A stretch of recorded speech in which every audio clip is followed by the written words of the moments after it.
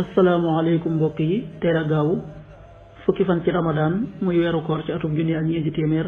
ak ñeent fukk ak ñeent ci gàddaay yonente bi sallallahu alayhi wa sallam dëppoo benn fan ci weeru avril ci atum ñaari junni ak ñaar fukk ak ñett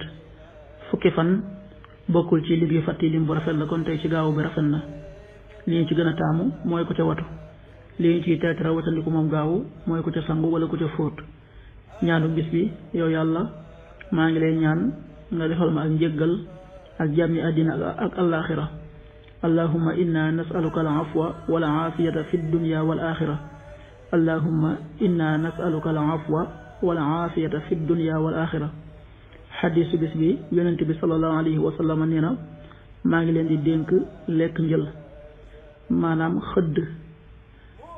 ndax moom lekk gu ñu barkeel la xadiis bi an nisaa yi nettali na ko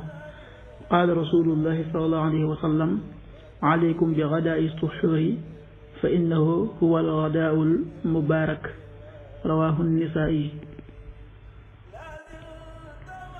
waxtu julli yi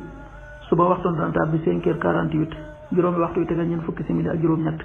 tisbaar 13h38 benn waxtu bu tegal fanweeri simili ak juróom-ñett takkusaan 16h38 ñeenti waxtu yu tegal fanweeri simili ak juróom-ñett timis 19h21 juróom-ñaari waxtu yu tegal ñaar fukki simili ak benn gee 20h32 juróom-ñetti waxtu yu tegal fanweeri simili ak ñaar loolu mooy waxtu julli ci Touba ak li ko wër bu fekkee nekkoo Touba soo ko féetee penku ñaar fukk ak juróom-ñaari kilomètre dina wàññil benn simili soo ko féetee sowwu ñaar fukk ak juróom-ñaari kilomètre dina yokkal benn simili soo ko féetee gànnaar wala Saalum téeméeri kilomètre dina yokkal benn simili jant bi dana fenk 7h05 juróom-ñaari waxtu yu tegal juróomi simili di soo 19h17 juróom-ñaari waxtu yu tegal fukki simili ak juróom-ñaar waxtu jàpp wi muy waxtu wi ñu bàyyi xëdd 5h40